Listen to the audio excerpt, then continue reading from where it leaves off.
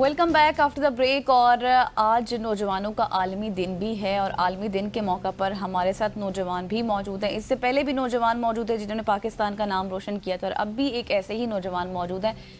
पहले उनका इंट्रो करा देते हैं। हमजा गुजाल से वो ताल्लुक़ रखते हैं, पाकिस्तानी बाइकर हैं। अब्दुल बासित ने तारीख रकम कर दी है। उन्होंने बीजिंग चीन से इस्लामाबाद तक का सोलो मोटर बाइक का सफ़र किया है और 14 जुलाई को शुरू होने वाला ये कैपिटल टू कैपिटल सफ़र 22 दिनों में मुकम्मल हुआ, जिसमें उन्होंने 6100 किलोमीटर का फासला तय किया। ये सफ़र ना सिर्फ बर्दाश्त हौसले का इम्तिहान था बल्कि पाक चीन दोस्ती को फ़रोग देने के लिए भी एक अलामती काविश भी थी।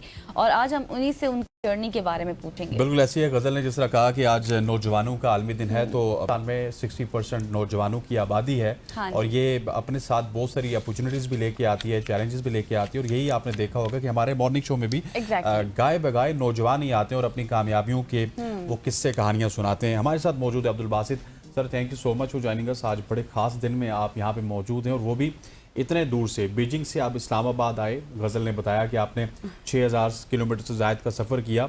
अपने सफ़र के हवाले से बताइए, कितना अरसे से प्लान कर रहे थे और एग्जीक्यूट नहीं हो पा रहा था, या एक ही दफ़ा प्लान किया और एग्जीक्यूट भी कर दिया?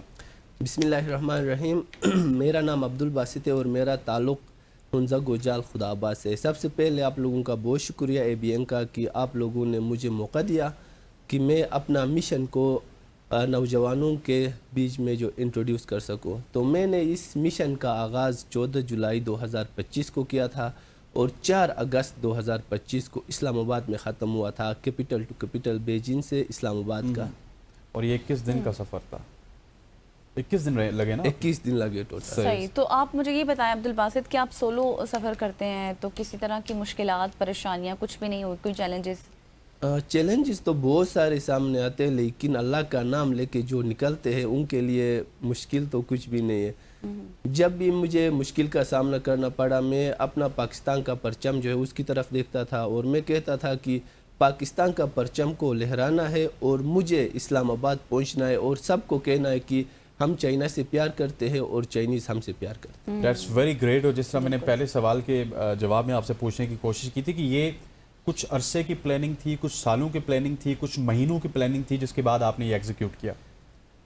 यह सोचने में और दिखने में बहुत ही कम 21 दिन का सफ़र है, लेकिन इस पे टाइम बहुत ज़्यादा लगता है। क्योंकि वो हमें बताइए। मैंने जब सर्च किया तो उसमें तकरीबन मैंने अपना रूट 5-6 दफ़ा चेंज किया, कोई 4-5 महीने लगे। इस पे बहुत सोचा, मैंने हर चीज़ का सामना किया और इवन जहाँ पे रेगिस्तान था कितना चलूँ और जहाँ पे बारिश होगी तब मैं मैं 5 घंटे का अपना जो है 500 किलोमीटर का कोई रूट बना रहा हूँ। अगर बारिश हुई तो 400 किलोमीटर चलना पड़ेगा, फिर मैं कहाँ रहूँ, कहाँ ठहरूँ।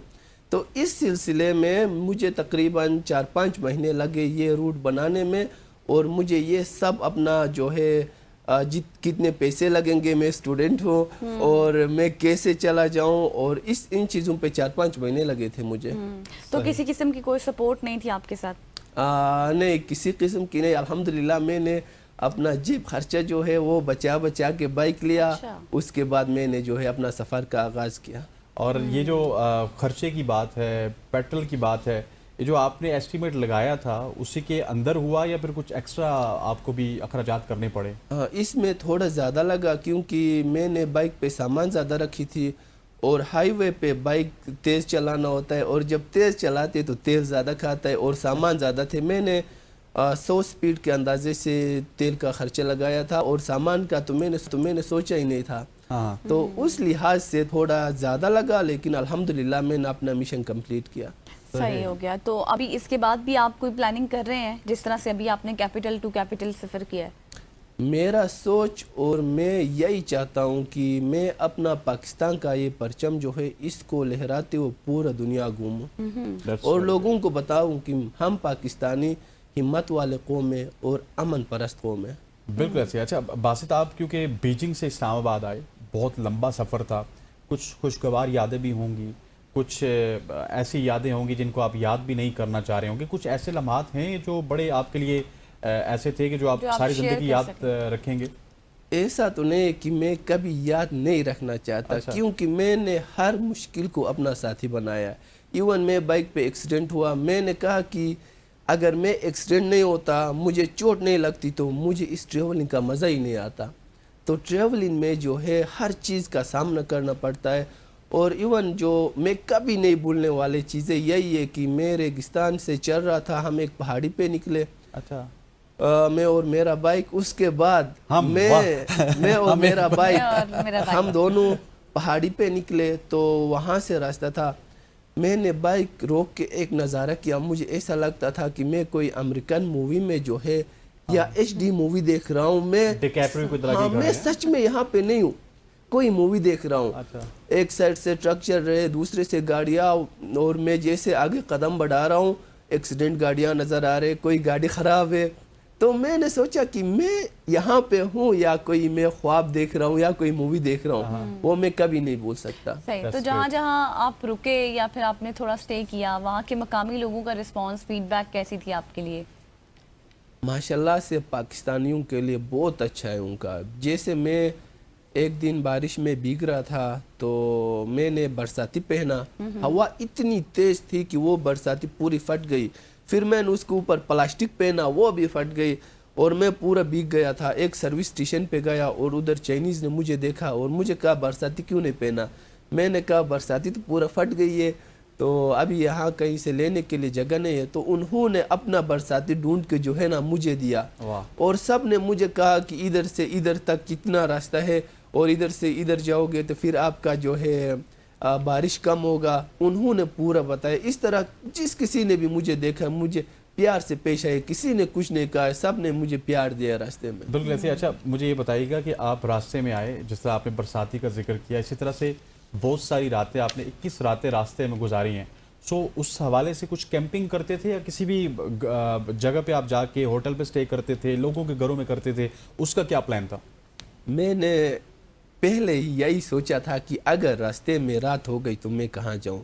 تو میں نے ایک چھوٹا سا ٹینٹ لیا تھا اپنے ساتھ, اور تیل وغیرہ ہر چیز میں نے لیا تھا, جو بھی راستے میں چاہیے ہوتا ہے. میرے 3 ڈبے تھے بائک کے پیچھے, اور بڑا بیگ, ہر چیز جو ہے راستے کے چیزیں تھے, اور گیس چائے کے لیے ہر چیز رکھا تھا.